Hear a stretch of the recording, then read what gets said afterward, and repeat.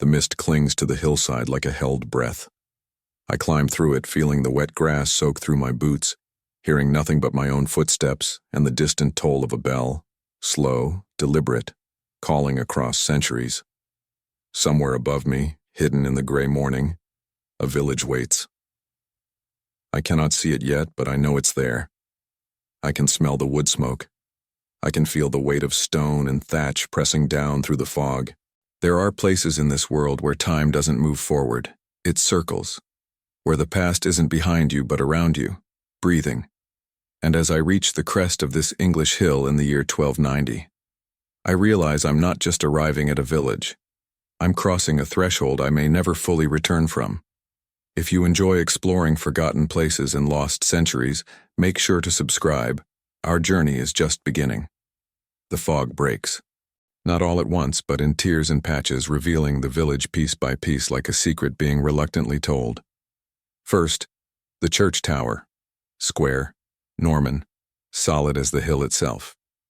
Then the houses huddled close together as if for warmth, their timber frames dark with age and rain, their thatched roofs sagging gently under the weight of years. Smoke rises from a dozen chimneys, thin gray threads stitching earth to sky. I stand at the edge of the village, catching my breath and let the world settle around me. The air here tastes different. It carries the scent of burning oak, of damp wool, of animals and earth turned over by wooden plows. There's manure in it, and bread baking somewhere, and something herbal I can't quite name. Perhaps thyme crushed underfoot, or rosemary hung to dry in a doorway. It's a smell that speaks of survival, of making do, of lives pressed close to the soil and the seasons. The sounds are just as foreign. No engines, no electric hum, no distant highway drone. Instead, the lowing of cattle in a pen somewhere below, the rhythmic clang of metal on metal, a blacksmith already at work though the sun has barely risen. Chickens scratch and mutter in the dirt. A dog barks once, sharp and territorial, then falls silent. And beneath it all, always, the wind moving through the valley, carrying voices I cannot quite make out, words in a tongue that is English but not, older, rougher, shaped by mouths that have never known the world I come from. I take my first steps into the village proper, following a narrow lane of packed earth and stone. The houses press close on either side, their upper stories leaning out over the street as if trying to meet in the middle, creating a dim tunnel of wood and shadow. The construction is simple but sturdy. Oak beams mortised and pegged, walls filled with wattle and daub, painted sometimes with lime wash that has gone gray with weather. A few windows show oiled linen instead of glass, glowing faintly amber where firelight burns within. There's a rhythm here I'm only beginning to sense. It's slower than anything I've known, measured not in hours, but in the arc of the sun, the ring of the church bell, the turning of the seasons. Lives here don't rush, they unfold. Each day looks much like the one before, and the one before that, stretching back through generations until memory becomes legend, and legend becomes the landscape itself. I feel myself beginning to slow, to match my pace to this place.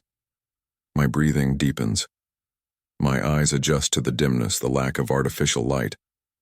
I realize I've been walking too quickly, thinking too much, carrying the hurry of my own time like an unwelcome burden. Here in 1290, on this hilltop in England, time asks for patience. And I'm learning to give it. She doesn't see me at first.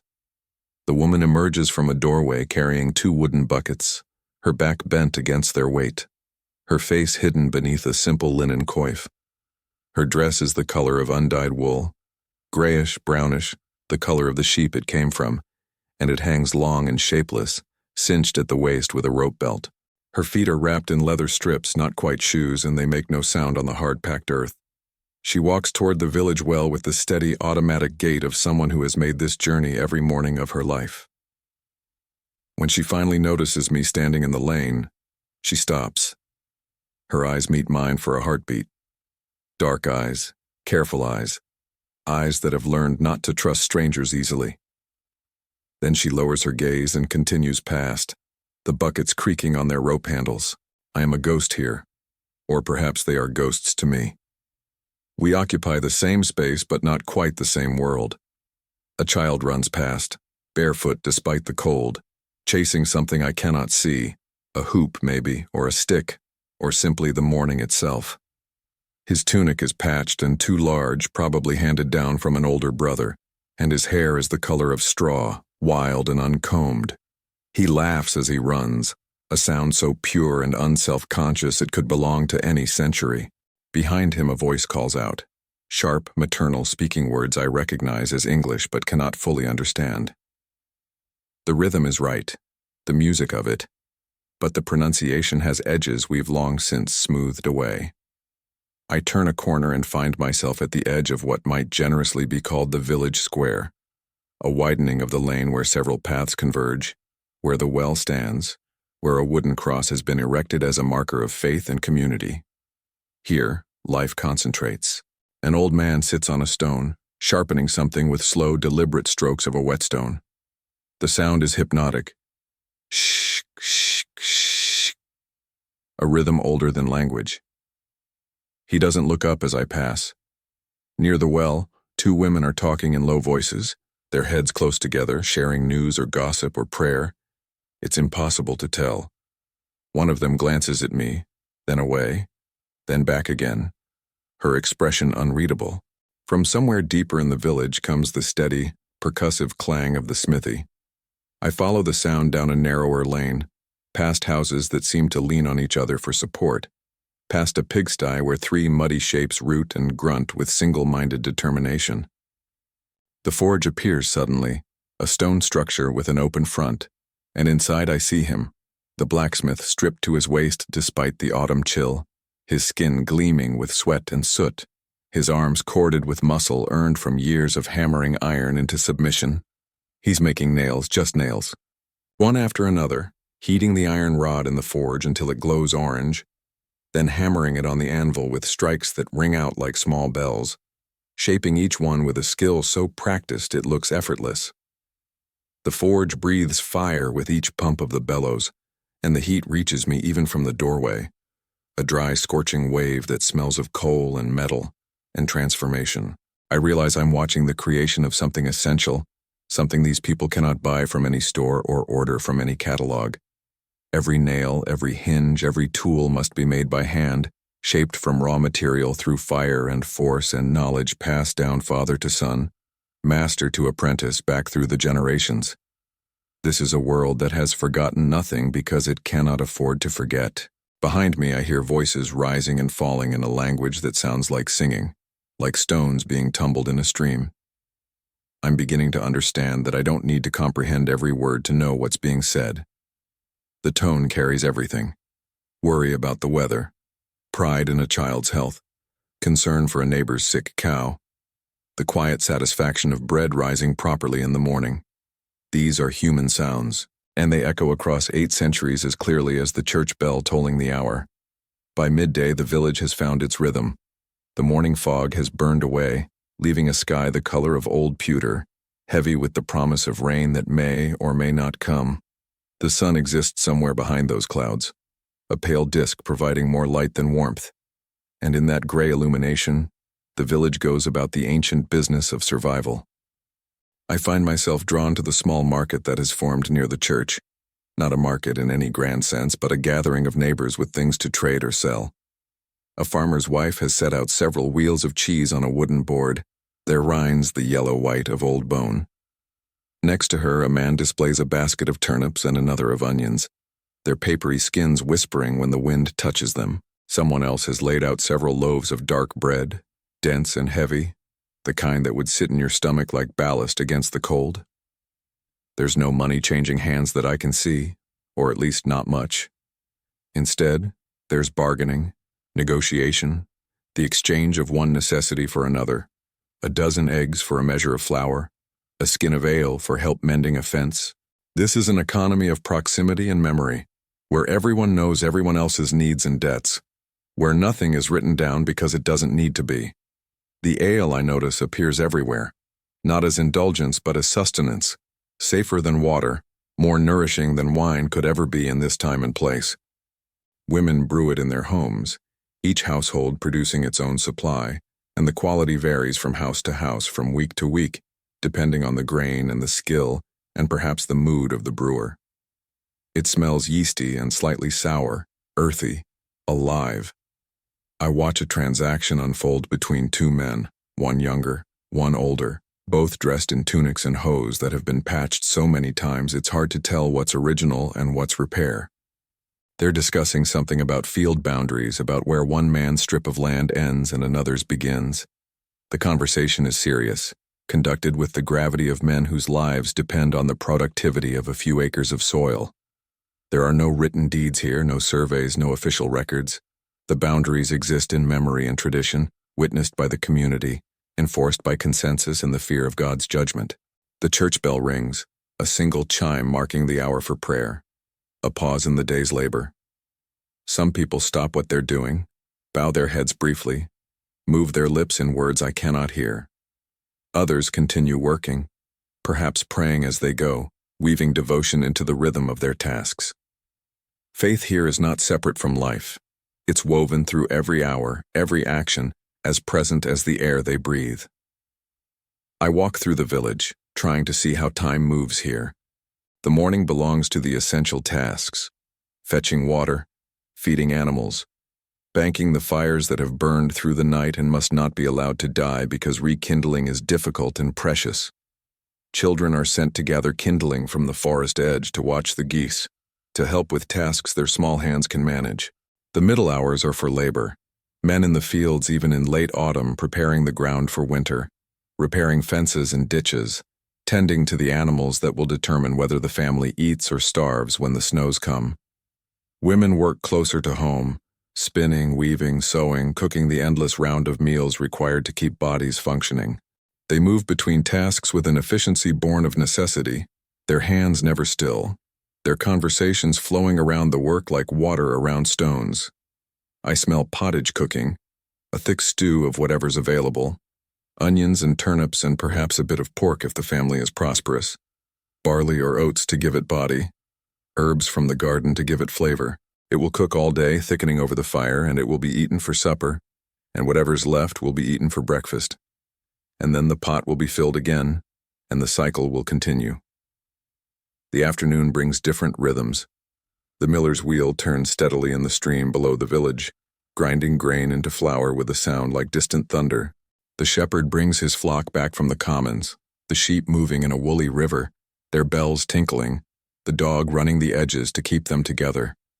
Women return from the well, again and again, because water is needed constantly, and the well is the village's beating heart. As evening approaches, I notice how the light changes. It doesn't just fade. It deepens, becomes richer, turns the thatched roofs golden, and the stone walls amber. Shadows lengthen and multiply. The temperature drops noticeably and people begin to draw inward, toward their fires, toward the warmth and safety of enclosed spaces. This is a life measured in seasons and harvests, in births and deaths, in the slow accumulation of years. Nothing here is fast. Nothing is easy. And yet there's a completeness to it. A sense that these people know exactly who they are and where they belong in the great chain of being that stretches from the soil beneath their feet to the God above their heads. I'm beginning to understand why they don't look at me with much curiosity. In a world this small, this circumscribed, strangers are simply anomalies. Interesting, perhaps, but ultimately irrelevant to the real business of living. Beyond the village, where the cultivated land gives way to rough pasture and then to scrub and forest, I find the ruins. They're not much. A few courses of stone foundation barely visible beneath the grass and brambles, a depression in the earth that might once have been a ditch, the ghost of an earthwork that time and weather have nearly erased. But they're old, older than the Norman church, older perhaps than the names these people call themselves. I'm crouching among the stones, running my fingers over their weathered surfaces, when I hear footsteps behind me. Old king's work, that. The voice is rough, worn smooth like the stones themselves. I turn to find an elderly man standing at the edge of the ruins, leaning heavily on a walking staff, his beard more white than gray, his eyes sharp despite the deep lines surrounding them. He's wrapped in a cloak of thick wool and he smells of smoke and earth and long years. Old kings? I ask. He nods slowly, lowering himself to sit on one of the larger stones with the careful movements of someone whose joints complain in the cold. Before the Normans came, before the bastard crossed the water and put his boot on England's neck, this was a hall, they say. A Thegan's hall, maybe, or a lord's. Somebody important enough to need walls. His English is thick, almost musical. The vowels shaped differently than I'm used to. Some words so archaic I have to piece together their meaning from context. But I can understand him mostly, and I settle onto the ground nearby, listening. My grandfather's grandfather remembered, he continues, his eyes distant, looking not at me but through me, through time. Or said he did. Hard to know what's memory and what's story after so many tellings. But he said there was a king once, a Saxon king, who fled here after the Normans won. Hid in these hills in this hall while they hunted him. Did they find him? The old man shrugs, a gesture that encompasses centuries of uncertainty. Maybe. Maybe not. Maybe he died here, or maybe he slipped away in the night, went north, went to Wales, disappeared into the forests. Nobody knows, but they say... He pauses, considering whether to continue, then does. They say sometimes, on certain nights, you can hear him. Horse hooves on the old Roman road, the jingle of harness, men's voices speaking the old tongue. I don't ask if he believes it. The question would be meaningless here, where the boundary between history and legend has long since blurred into irrelevance. What matters is not whether the story is true but that it's told, that it connects these people to the land they work, to the hill they live on, to the stones their ancestors placed one upon another. The Normans built their church, the old man says, gesturing toward the village with his staff. Big stone thing, showing everyone who's master now. But these stones were here first. And they'll be here after the church falls, I reckon. Stone remembers. We sit in silence for a while, the old man and I, surrounded by the ruins of something that was already ancient when the people in the village were born. The wind moves through the grass, making it whisper and sigh. Somewhere in the distance, a crow calls out, harsh and lonely. You're not from here, he says eventually. It's not a question. No. Traveler? Something like that. He nods as if this explains everything. World's full of travelers. Pilgrims going to Canterbury, merchants going to the fairs, friars going from village to village, soldiers going to the king's wars, everybody going somewhere. He pauses. But the stones stay, the hills stay, and us in between, we just stay too, I suppose, until we don't. He rises with effort, plants his staff firmly in the ground. Mind yourself walking back in the dark, he says. The old paths can be treacherous when you can't see them clearly. Then he's walking away, his form growing smaller against the gray sky, and I'm left alone among the ruins, wondering whose hall this really was, whose kingdom fell here, whose ghosts might walk these hills when the living are asleep. The stones offer no answers. They simply endure, as they have endured, as they will continue to endure long after my own footprints in this grass have faded to nothing. The church of St. Mary stands at the village's highest point, its tower visible from every approach, a declaration in stone that here God reigns. I climb the worn steps to its door as the afternoon light begins its slow decline. The building itself is massive by village standards, solid Norman construction, built to last not decades but centuries. The walls are thick enough to withstand siege, the windows narrow enough to suggest a time when churches doubled as fortresses, when the line between sanctuary and stronghold was often very thin. The door is oak, black with age, studded with iron nails hammered in patterns that might be decorative or might be talismanic. It's impossible to tell. It opens with a groan that echoes in the stone interior, a sound like the earth itself shifting. Inside, the air is cool and still and heavy with centuries of prayer. My eyes adjust slowly to the dimness. The nave stretches before me, not large but somehow vast, the stone columns rising to support rounded Norman arches that frame the space with geometric certainty. The floors packed earth in places, stone flags in others, worn smooth by countless feet, countless genuflections, countless processions marking the rhythm of the church year. Light enters through narrow windows, slanting down invisible beams made solid by dust and incense smoke. The glass, what little there is, shows simple patterns, geometric shapes in blues and reds and yellows that glow like jewels when the sun touches them. Most of the windows are just oiled linen, translucent but not transparent, turning the outside world into a dim suggestion of light and shadow.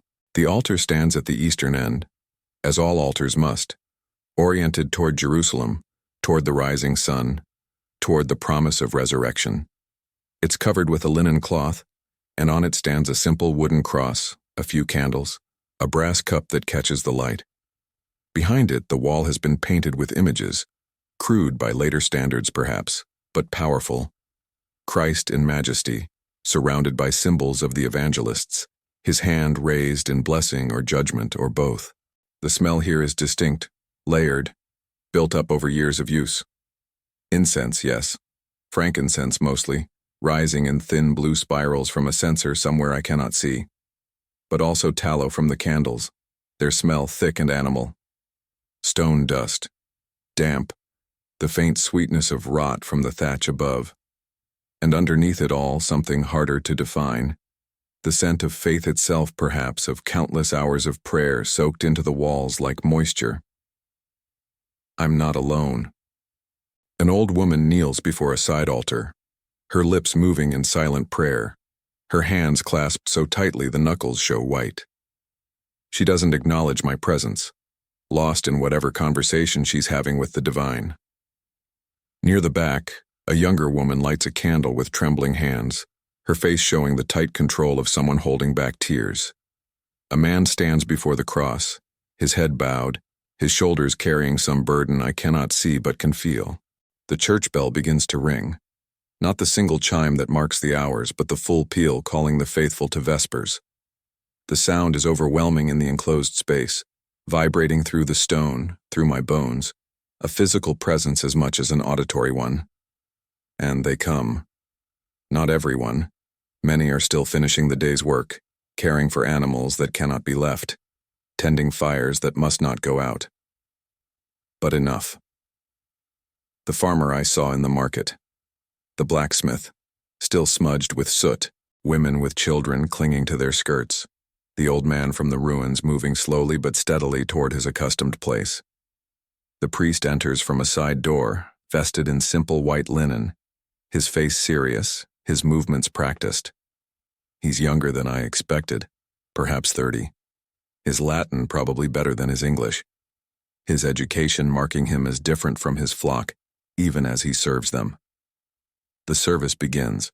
It's in Latin, of course, words the congregation cannot understand but knows by heart through repetition, through the rhythm and music of the liturgy. They respond at the proper moments, their voices rising together, not harmonious but unified, a sound that has been made in this space every evening for as long as the church has stood. I don't understand all the words either, but I understand the meaning. This is the hinge between day and night, work and rest, the temporal and the eternal. This is the moment when the village gathers itself, remembers itself as something more than individuals struggling to survive. Here, in this stone room, they become a body. The body of Christ, they would say, members one of another, connected by faith and hope and the simple fact of being here together at the ending of another day. The candles flicker. The incense rises. The priest's voice echoes off the stone, and outside the sun continues its descent, painting the sky in shades of rose and gold and purple, indifferent to human prayer, but somehow sanctifying it anyway, turning the whole world into a cathedral for one brief, perfect moment before the darkness comes. When the service ends, they file out quietly, back to their homes, their suppers, their fires. The church empties. The candles are snuffed, most of them, too expensive to burn when no one's watching. The darkness gathers in the corners, in the spaces between the columns, patient and complete. But the building remains, solid, permanent, a promise made in stone that some things endure beyond the fragile span of human life. that faith can be built into foundation and wall and arch, that what is raised to God's glory will stand when those who raised it have long since returned to dust. I step back out into the evening air, and the door groans shut behind me, sealing the sacred space until tomorrow's prayers call it back to life. Night falls differently here. Not gradually, not gently, but like a curtain dropping, like a door closing, sudden and absolute. One moment there's still a memory of light in the western sky. The next, there's nothing but darkness pressing in from all sides, thick as cloth, textured with cold. The village transforms. Doors close. Shutters are pulled tight against the night air, against whatever might move in the darkness. The narrow lanes become channels of absolute black, interrupted only occasionally by the faint amber glow of firelight seeping through cracks in walls, through the gaps around poorly fitted doors. I walk carefully, my hands extended, feeling my way more than seeing it. The packed earth beneath my feet is uneven, rutted by cartwheels and hoofprints dried hard. My steps sound impossibly loud in the stillness, and I find myself walking more quietly, almost holding my breath, as if the night demands silence. A dog barks somewhere, sudden and sharp, then stops abruptly, silenced by a voice perhaps, or simply losing interest. The wind picks up, moving through the thatched roofs with a sound like whispered conversations. Secrets being shared among the houses. It carries the smell of smoke. Stronger now, denser, as every hearth in the village keeps its fire burning against the cold and the dark. There are stars above, more than I've ever seen. So many they seem less like individual points of light and more like a continuous glow, a river of pale fire flowing across the black vault of heaven. The Milky Way is a road across the sky, and I understand suddenly why people call it that, why they imagine it as a path souls might walk, without any competing light, without electricity or street lamps or the distant glow of cities. The stars become present, real, almost close enough to touch.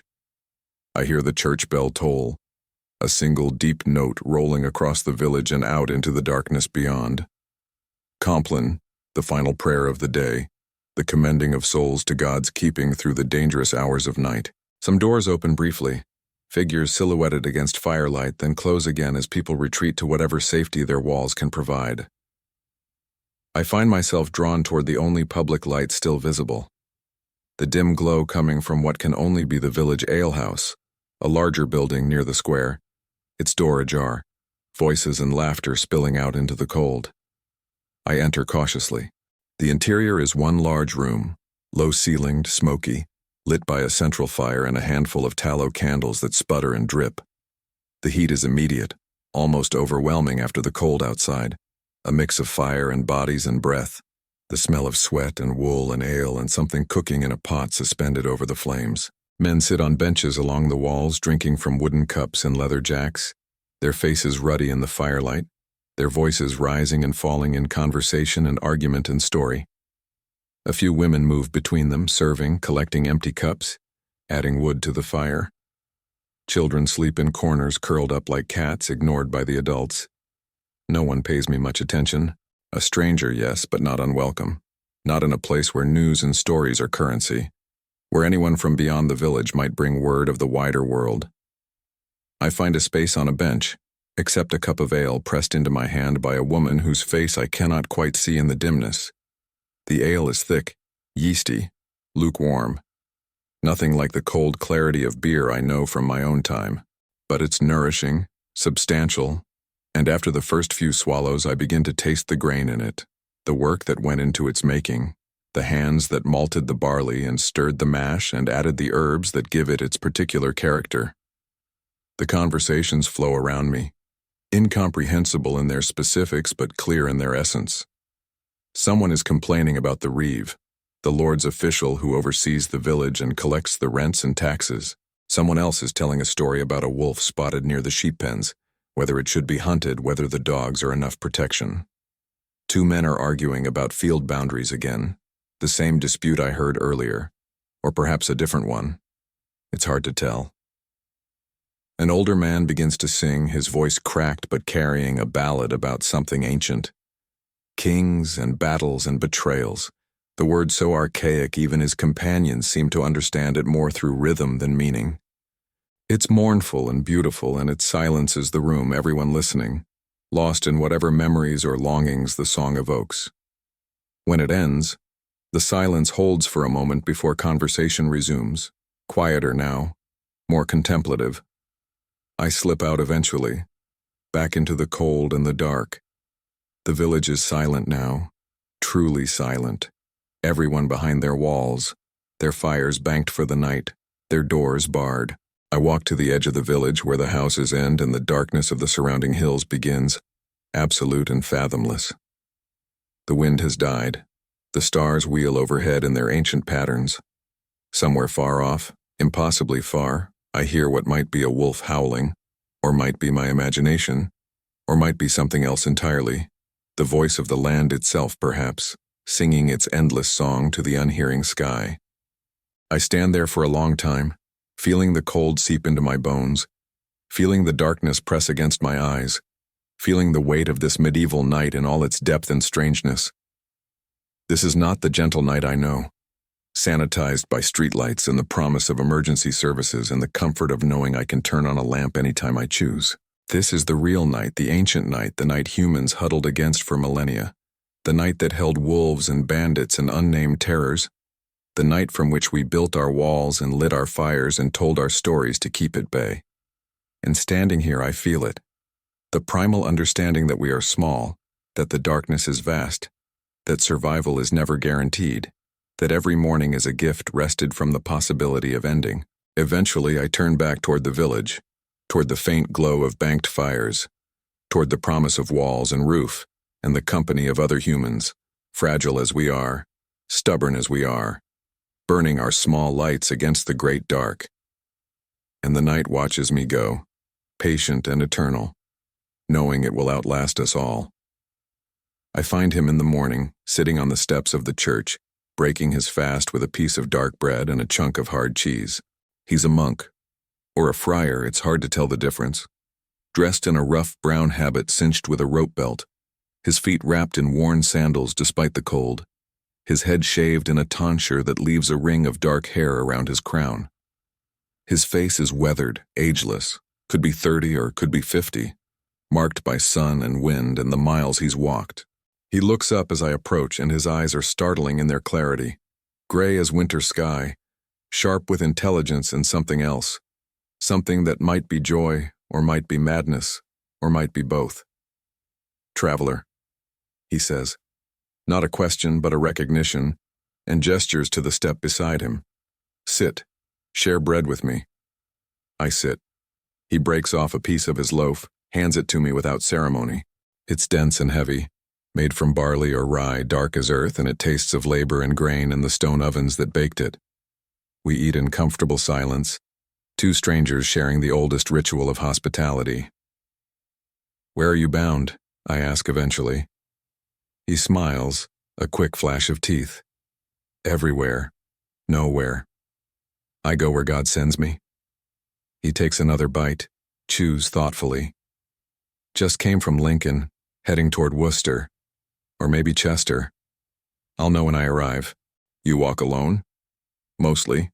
Sometimes I join a group, merchants, pilgrims, other brothers. But I prefer the solitary road. You hear God more clearly when there's no one else talking." He looks at me sidelong. "You? Where are your steps taking you?" "I'm not entirely sure," I say, and realize it's the truest thing I've said since arriving in this time. He nods as if this makes perfect sense. The best journeys are like that. You think you're going somewhere, but really somewhere is coming to you. He gestures broadly, encompassing the village, the hills beyond, perhaps the whole world. This is a land of roads, you know. Roman roads, old as stone. Pilgrims' roads to Canterbury, to Glastonbury, to the shrines of saints whose names most have forgotten. Merchants' roads carrying wool and wine and rumors. The whole country is stitched together with paths, with routes, with the tracks people make by passing. I watch him as he talks, noting the way his hands move, expressive and certain, the way his eyes light up with the passion of his subject. "I've walked to Canterbury 3 times, He continues. Twice to York, once almost to Scotland, but winter caught me and I had to turn back. I've stood in the great cathedral at Durham and felt my soul lift up to those high vaults. I've knelt at the shrine of St. Edmund and wept without knowing why. I've shared bread with lepers and lords, with beggars and bishops, with people whose names I'll never remember and a few I'll never forget. Why, I ask. Why keep walking? He's quiet for a moment, considering. Because staying still feels like dying. Because every mile is a prayer. Because I'm looking for something I can't name, and maybe the looking is the point. He turns to face me directly. What are you looking for? The question catches me off guard. I want to say I'm not looking for anything, that I'm just passing through, just observing, just trying to understand this time and place. But that would be a lie, and somehow I sense he would know it. I think, I say slowly, I'm trying to understand how people live, really live, not just survive but find meaning in it. In places like this, in times like these, where everything is so hard, so uncertain. What keeps them going? The monk laughs, a genuine sound of delight. Ah, you want the secret, the great mystery. He leans back against the stone step, his face turned up to the gray sky. I'll tell you what I've learned, walking all these miles, sleeping in all these villages, talking to all these people. They don't think about meaning the way you do. They don't stand apart from their lives analyzing them. They're too busy living. The work has to be done. The plowing, the planting, the harvesting, the spinning, the weaving, the praying. The seasons turn.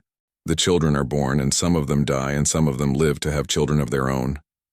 That's meaning enough. But there's more.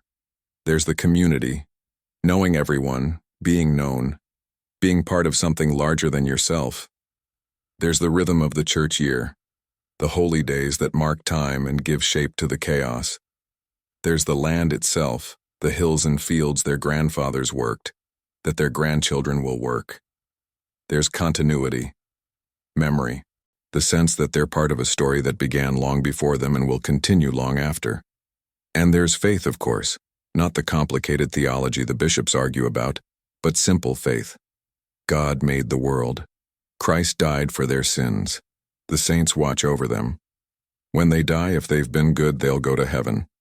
If not, well, best to be good, just in case. He falls silent, and we sit together watching the village wake fully to the day. A woman emerges from a house carrying a basket. The blacksmith's hammer begins its rhythm again. Smoke rises from a dozen chimneys, thin gray prayers ascending to whatever sky lies beyond the clouds. You know what I think? The monk says eventually. I think every age thinks it's special, thinks it's different, thinks it's figured out something no one before understood. But we're all the same. We're all just people trying to live, trying to love, trying to make sense of the brief time we're given before we return to the earth. 1,000 years ago, 1,000 years from now, same struggle, same questions, same stubborn hope that it all means something. He stands brushing crumbs from his habit, shouldering a small pack I hadn't noticed before. I should go. Worcester calls, or somewhere does. Thank you for the company. Thank you for the bread, I say. He grins. We're all beggars before God. Might as well share what we have. He raises his hand in blessing, automatic, unthinking, as natural as breathing. Go in peace. And if you're still looking for meaning, try looking less. You might find it that way. Then he's walking down the path that leads from the village, his brown figure growing smaller against the gray landscape. Just another traveler on the endless roads that connect this world, this time, this fragile human endeavor. I watch until he disappears over a rise, swallowed by distance and morning mist. And I realize he's left me with more questions than answers, which is perhaps exactly what he intended. The dawn is pale and cold, the sky the color of old silver, when I begin my descent. I didn't sleep much. The night in the alehouse on a bench near the fire was more dozing than rest, a series of brief slips into unconsciousness, interrupted by the shifting of bodies, the crackle of wood, the sound of someone rising to tend the flames. But I'm awake now, fully awake, standing at the edge of the village as the first light touches the church tower and turns the stone briefly luminous. I should have left yesterday, or the day before, but there was always one more thing to see, one more moment to witness, one more conversation overheard that revealed something essential about this place. This time, these people. Now, though, I feel the pull of the road, the need to move, to carry what I've learned forward into whatever comes next. The village is just beginning to stir. A door opens, and a woman steps out, her breath visible in the cold air, her movement stiff with sleep and chill. She doesn't see me standing in the shadows at the lane's edge. She walks toward the well, her wooden bucket swinging, her feet finding the path automatically, worn into her muscle memory by countless repetitions. This is how the day begins here. Always. Every morning. The same tasks, the same rhythms, the same slow accumulation of small actions that together constitute a life. I walk through the village one last time, committing it to memory. The blacksmith's forge, cold now but soon to be lit. The alehouse, silent except for the sound of someone snoring inside. The church, solid and eternal, its door closed against the night just past. The houses leaning together like old friends, their thatch dark with dew, their walls marked by years of weather and smoke and the simple fact of endurance. A rooster crows, sudden and imperious, declaring the morning whether anyone asked for it or not. Another answers from a different part of the village. Then another, the world waking, reluctant and cold but waking nonetheless. I pass the spot where I saw the children playing, where the women gossiped by the well, where the old man sat sharpening his blade with that hypnotic, eternal rhythm. These spaces are empty now, waiting to be filled again, waiting for the day's drama to unfold, ordinary and sacred, exactly as it has unfolded for generations. At the village edge, I pause and look back.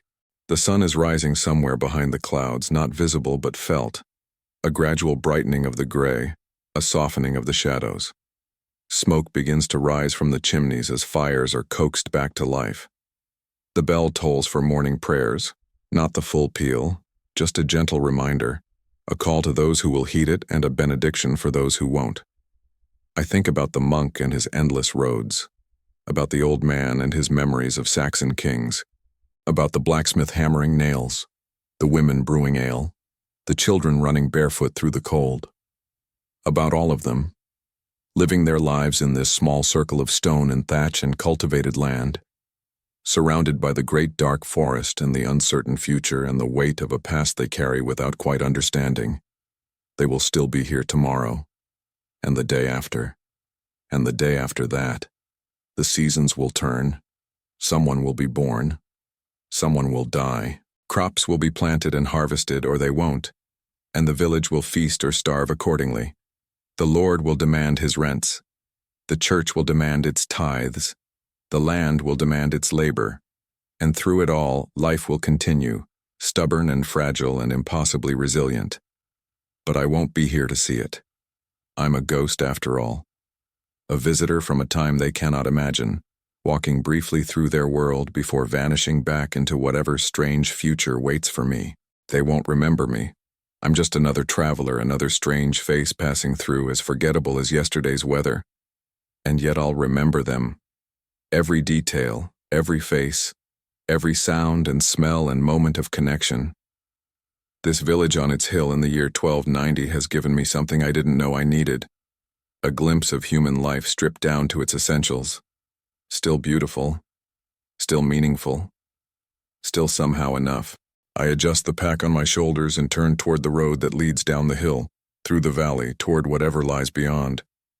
The path is muddy from recent rain, rutted by cartwheels, marked by the passage of countless feet over countless years. It's the same road the monk took, the same road merchants and pilgrims and soldiers take, the same road that connects this small place to the larger world, drawing it out of isolation while never quite erasing the fundamental solitude of being human, being mortal, being here for such a brief time before the darkness claims us all.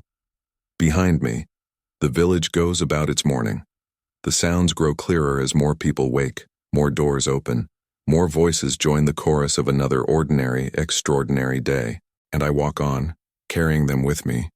These people of 1290, these villagers on their hill, these ancestors who lived and loved and labored and died without ever knowing that centuries later, someone would come and bear witness, and remember, and mourn the beautiful fragility of everything they were.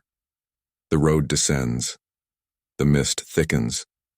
The village disappears from view. But it doesn't disappear from memory. And perhaps that's enough. Perhaps that's everything. In the end, all journeys teach the same lesson. We are temporary. The places we visit are temporary. Even stone, given enough time, returns to dust. Everything we build, everything we love, everything we believe will last forever. It won't. The village on the hill will crumble. The church will fall. The names of the people I walked among will be forgotten, if they haven't been already, lost in the great silence that swallows all of history, except the fragments we choose to remember. And yet there's something that persists, something that transcends the relentless erosion of time. Not the stones themselves, but what the stones represent. Not the individual lives, but the pattern of living they create. Not the specific prayers, but the impulse toward prayer. Not the village, but the idea of village, of people gathering together, making a home in a hard world, creating meaning from mud and wood and faith and stubborn human will. I think about the woman carrying water from the well, her back bent under the weight, her face hidden beneath her coif. She's dead now, has been dead for more than 7 centuries. Her name is unknown. Her hopes and fears, her joys and sorrows, her private thoughts as she walked that path every morning, all lost, irrecoverable, dissolved into the vast ocean of forgotten lives. But the gesture remains. Someone, somewhere, is still carrying water, still bearing necessary burdens, still performing the small essential acts that constitute care and survival and love. That's what I learned on that hill in 1290. Not the specific historical details, though those matter. Not the dates and names and political circumstances, though those have their place. But the deeper truth underneath, that humans have always been exactly this: fragile and resilient, petty and noble, terrified and hopeful, trying to make sense of the inexplicable fact of existence, trying to build something worth building even knowing it won't last, trying to love even knowing loss is inevitable. The medieval world was not simpler than ours, despite what we might like to think. It was just hard in different ways. The struggles were different, the fears were different, the comforts were fewer, and the hardships more immediate. But the essential experience of being human, of living in time, of trying to find meaning in the brief span between birth and death, that was the same. That is always the same. And maybe that's what draws me to these forgotten places, these vanished centuries. Not nostalgia, not a wish to return to some imagined golden age, but recognition. The understanding that these people, so distant from me in time, are not distant at all in the ways that matter. Their hearts beat with the same rhythms. Their eyes saw beauty and horror with the same capacity for wonder and fear. Their hands reached out for connection across the same chasms of loneliness and incomprehension. 800 years is nothing. 800 years is everything. The gap is both unbridgeable and meaningless. I carry the village with me now, not as memory alone, but as presence. It lives in me, alongside all the other places and times I've walked through, all the other lives I've witnessed, all the other moments when the veil between past and present grew thin enough to pass through. And when I close my eyes, I can still hear it. The church bell tolling across the centuries, the hammer ringing on the anvil, the wind through the thatch, the voices speaking words I can almost understand, telling stories I can almost grasp, living lives I can almost touch. They're all still there in a way, preserved in the amber of time, frozen at the moment I witnessed them, eternal and lost and somehow, impossibly, still alive in the act of being remembered.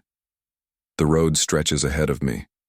There are other villages, other centuries, other lives to witness and honor and mourn. The journey continues because it must. Because standing still is a kind of death, because there are always more thresholds to cross, more veils to part, more forgotten worlds to rediscover. But I'll carry that hill village with me. The people who gave me their time without knowing it. The place that taught me again what I always seem to need to relearn. That life is brief and hard and beautiful.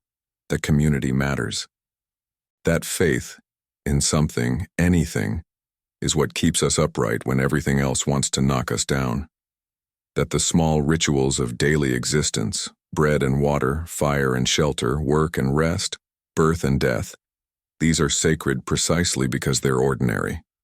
We are all travelers through time. Every one of us, moving relentlessly forward from birth toward death, unable to stop, unable to go back, unable to do anything but witness and endure and try, somehow, to make it mean something. The medieval villagers knew this. They felt it every day in their bones, in their labor, in their prayers. And they did what humans have always done. They built homes, raised children, tended the land, honored their God, told their stories, and trusted that the pattern would continue after they were gone. It did. It has. It will. And somewhere, in some dimension beyond time, that village still stands. The smoke still rises. The bell still tolls. The people still go about their lives unaware that they're teaching lessons to travelers they'll never meet, offering wisdom they don't know they possess, proving by their simple existence that we are all connected across the centuries by the stubborn, beautiful, impossible fact of being human. I walked through their world for a moment. They walk through mine forever. If this journey moved you, don't forget to subscribe and join me on the next voyage through forgotten worlds.